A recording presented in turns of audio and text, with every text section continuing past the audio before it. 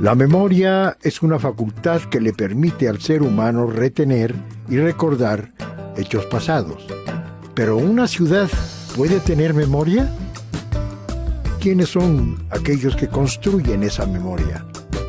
Mi nombre es Emilio Castelazo y el día de hoy te invito a que me acompañes a profundizar en la memoria de Querétaro, esa que construimos cada uno de nosotros cada día.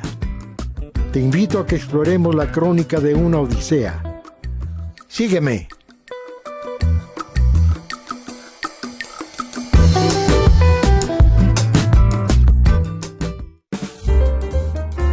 El día de hoy platicaremos con Lilian Mercedes Fernández, licenciada en Ingeniería Mecánica Eléctrica y maestra en Administración de las Organizaciones por la UNAM. Además, Lilian fue docente de la UNAM y actualmente se dedica a escribir poesía. Acompáñenme a conocerla. ¿Tú naces en el Distrito Federal? Sí, nací en la Ciudad de México, digamos, en la zona que se conoce como Portales. Soy portaleña, ¿sí? Sobre Calzada de Tlalpan, pero bueno, finalmente sí. La zona dependía de Portales. Además es una zona con mucha tradición y muy antigua. Con mucha fortaleza, fuerza. Exacto. Sí. Y mucha historia. ¿Pertenece a qué delegación? Portales pertenecía a la delegación... Ay, espérame, porque se me fue ahorita, es la que está en la Colonia del Valle, Benito Juárez. Benito Juárez, ok. Esa zona, en la capital de la República, tiene mucha fuerza. Sí. Jalaba mucha energía, la jalaban para allá. Por alguna razón, yo estuve viviendo en México 27 años de mi vida. Ah, caray. Así es de que, por alguna razón, me desarrollé esa sensación de que esa parte de la ciudad era muy atractiva. Bueno, sí. Naces ahí y tus papás también son de... No, mi papá nace en el puerto de Veracruz y mi mamá, ella sí nace en la capital, pero mi abuela materna nace aquí en Querétaro. Ah, mira. Y ella, bueno, básicamente tuvo mucha injerencia en mi crecimiento, en mi manera de comer, de ver la vida, de ver las cosas, ¿no? ¿Tu abuela? Mi abuela materna. Materna, sí. Fue con la que conviviste. Muchísimo. ¿Con tus otros abuelos? Sí, no? igual, pero digamos que la que era muy cercana a mí fue mi abuela materna. ¿A qué se debió esa cercanía tan...? Pues yo creo que convivíamos diario. Mi abuela vivía con nosotros. Era la que, pues, unas enfrijoladas deliciosas hacía, era la que sí, no había yo terminado de estudiar, me levantaba a las 3 de la mañana para que terminara yo de estudiar. Ay, era bien. Quien me hacía desayunar y finalmente a quien le agarré el gusto por la cocina. ¿Me dijiste el nombre de tu abuela? Mi abuela se llamaba Cecilia Montoya. Cecilia Montoya. ¿Y cómo le decías? Ceci o abue. Abue. Más abue que Cecilia. Que Ceci, sí. Ok. Abue era lo más... Sí, lo más común. Sí, pero además lo más... con mayor fuerza, con mayor contenido, quizá. O Huita. Okay. Abuelita, Huita. Huita también Huita. Le decías. Ajá. Ok, pues fue una convivencia muy cercana, muy linda. Muy cercana, sí. Ok. Sí. De aquella edad, siendo chiquita de unos 6, 8 años, ¿tienes algún recuerdo entrañable que hoy todavía de algún evento que haya ocurrido, que te haya ocurrido, que todavía lo recuerdes con mucho cariño? Ay, pues la verdad es que son varios. Uno en específico, si es de la comida, es con mi abuela. Sus enfrijoladas o sus papas en salsa verde. Si papas en salsa verde. Sí. Papas en salsa verde con queso fresco y cebolla. Deliciosas, de verdad deliciosas. Sí, ¿Y eso le gozabas mucho? Sí. Porque además... Pues yo creo que como en todas las familias en México, hay rachas donde pues el dinero escasea o no alcanza para mayores cosas, pero pues mi abuela como que no se complicaba mucho la existencia. Sí, o sea, si no había para huevos, había para papas y había para enfrijoladas. Y yo no me acuerdo haber comido platillos más simples y deliciosos que esos que hacía mi abuela. Cambiamos a la parte formal de estudios. Uh-huh. Tú estudias tu carrera, toda tu... Yo estudio desde el preescolar hasta la maestría en la Ciudad de México. ¿Maestra en? La maestría la hice en Administración de las Organizaciones y la licenciatura en Ingeniería Mecánica Eléctrica. Ah, caray, entonces, Sí, tampoco. ¿cuál es lo tuyo? Depende. A ver. Si ahorita me preguntas qué es lo mío, escribir y bailar. Me fascina bailar, me encanta bailar. Sí, me gusta mucho escribir. Me encantaban las matemáticas, me gusta mucho la astronomía. Mi padre era ingeniero, 2 de mis hermanas también son ingenieros. Entonces, ¿Pero tú de qué vivías? digamos que en la época en la que tiene uno que trabajar porque si no, no come, Ajá. de ingeniero.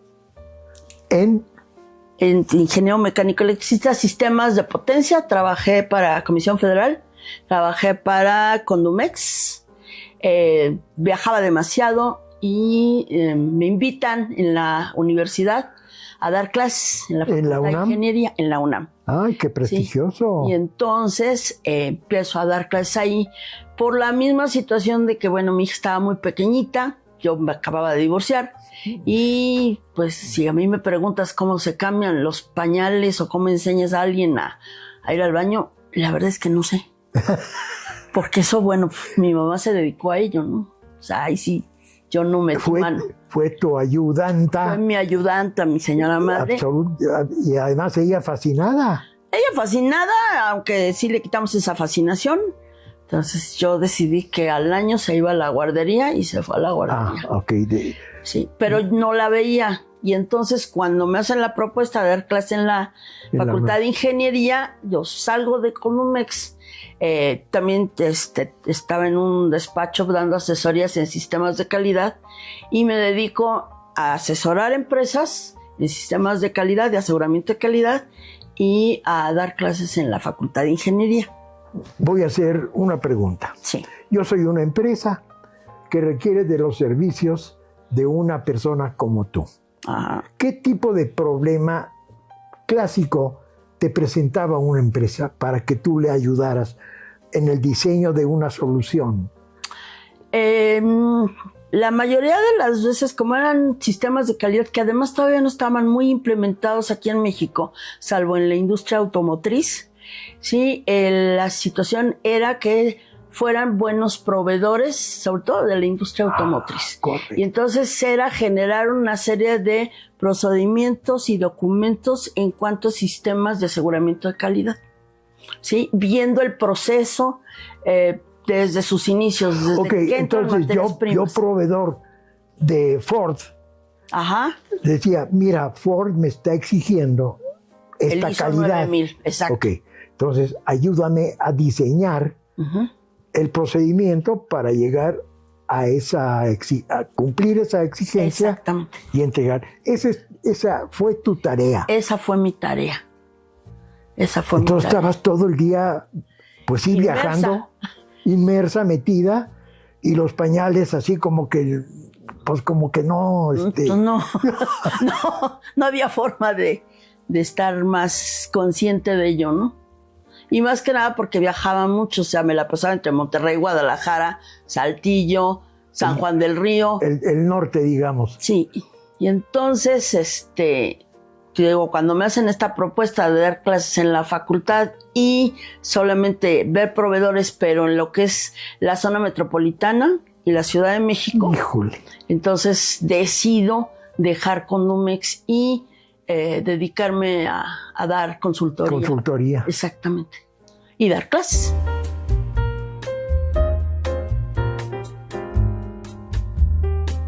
Los pasos que Lilian recorrió en su vida fueron marcados por caminos poco comunes para las mujeres de aquellos años. Sin embargo, al hacerlo, dejaría una huella que sería guía para las nuevas generaciones.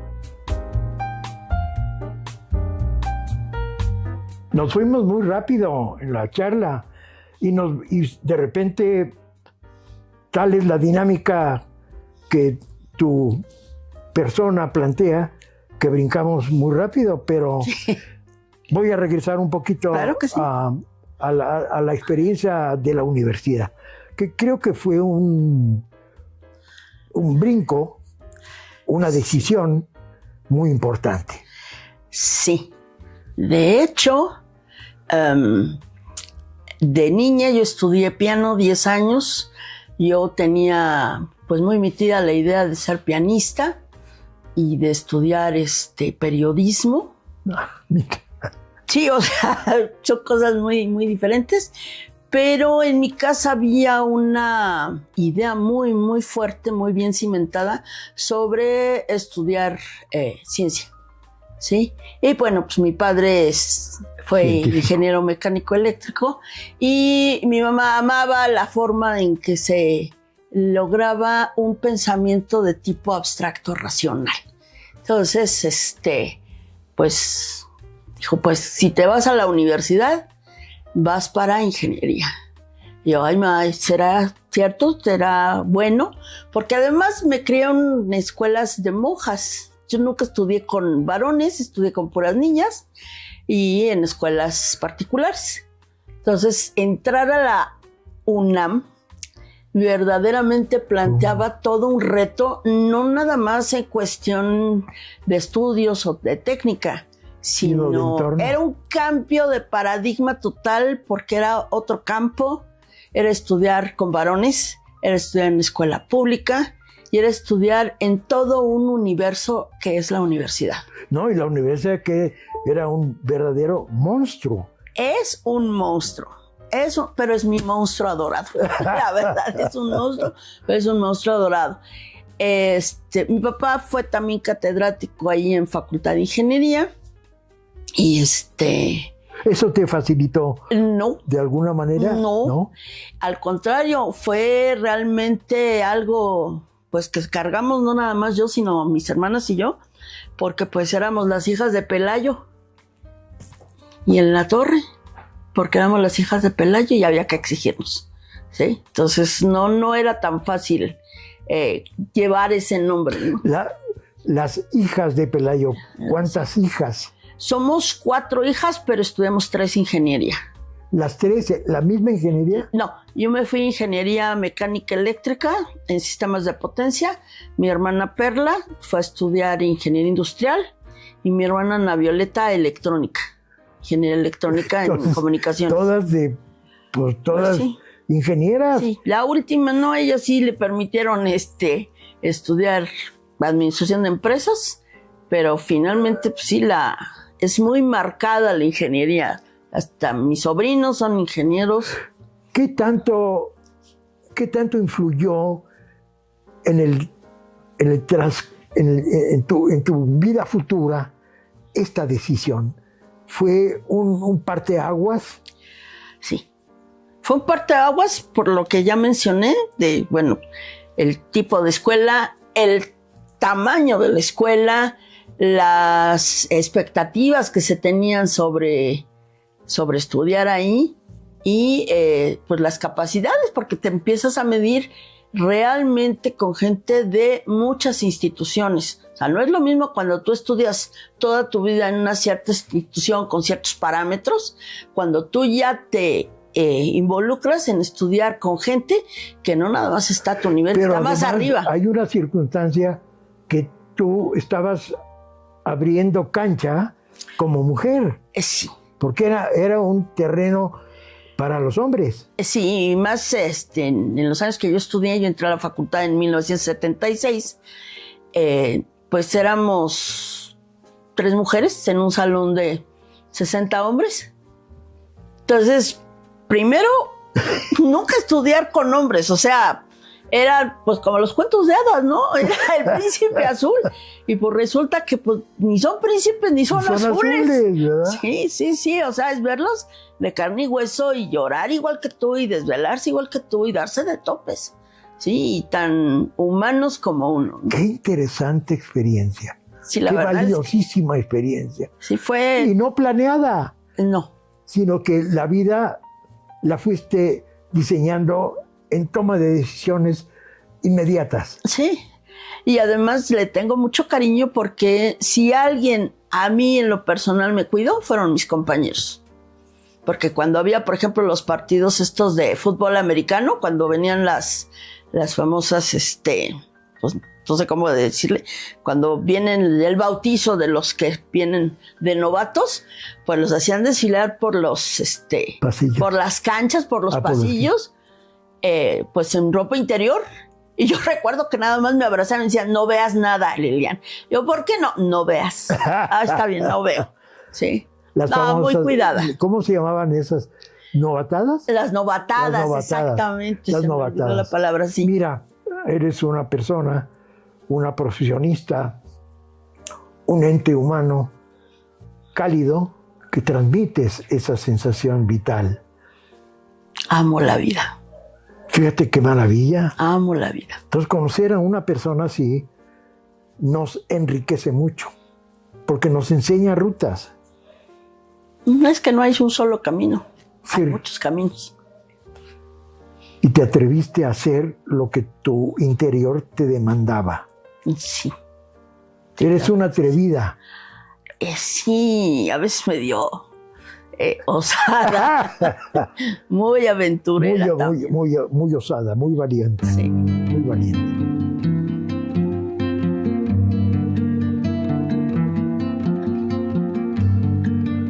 Lilian afrontó los retos que la vida le impuso de manera exitosa, demostrando así a su familia y a sus compañeros que no existen los límites cuando se sueña en grande.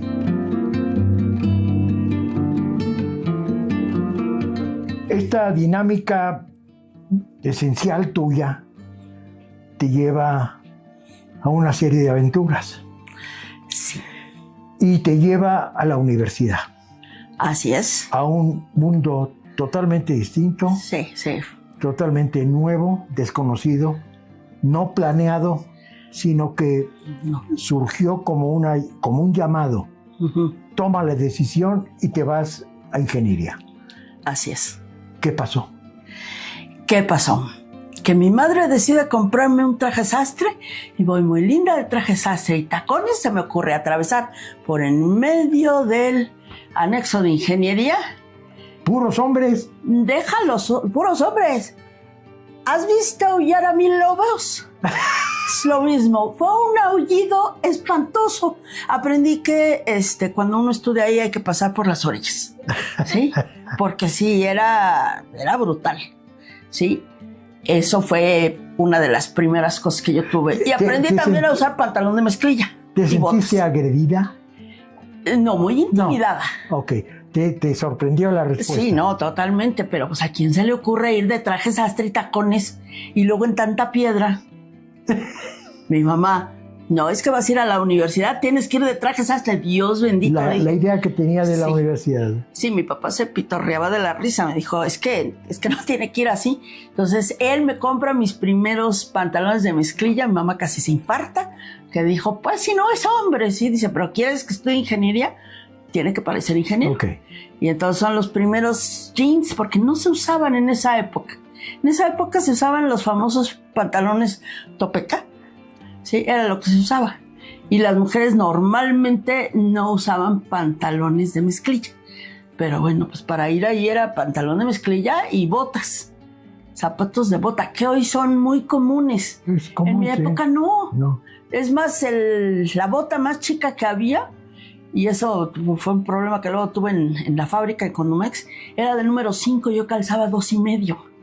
Entonces, no había forma de que hubiera zapatos para caminar. Entonces, eran tenis y pantalón de mezclilla. Y el pantalón de mezclilla era para obreros y para la gente de construcción. Uh-huh.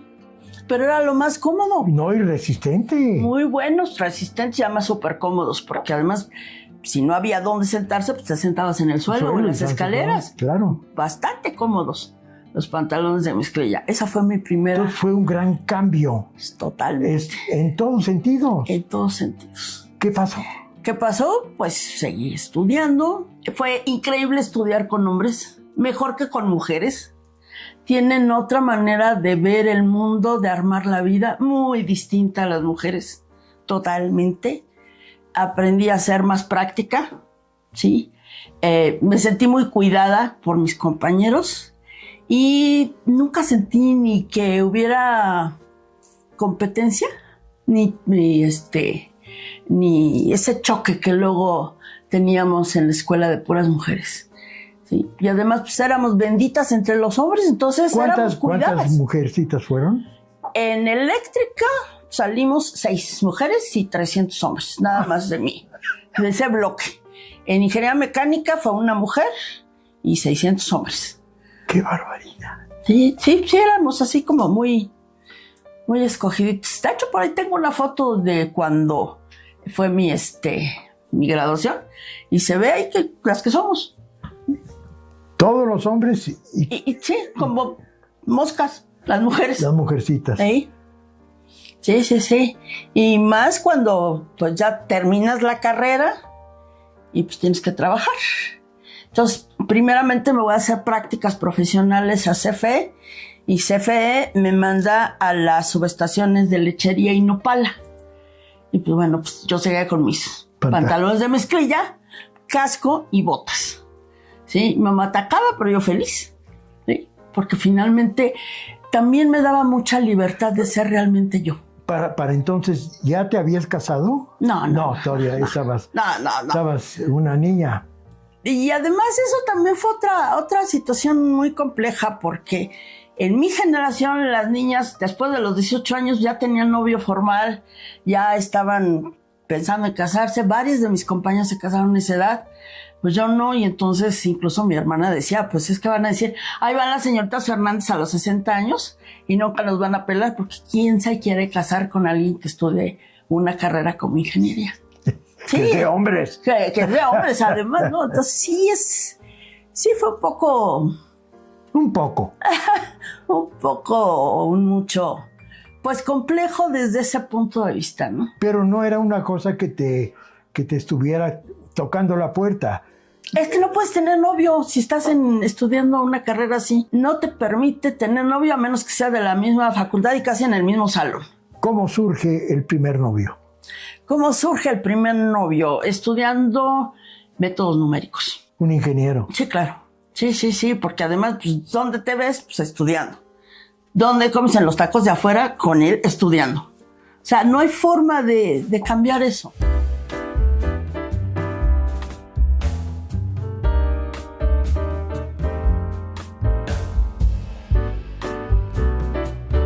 En un México marcado por las pocas oportunidades para las mujeres, Lilian fue una muestra de constancia y compromiso que la ha hecho ser una gran profesionista y maestra.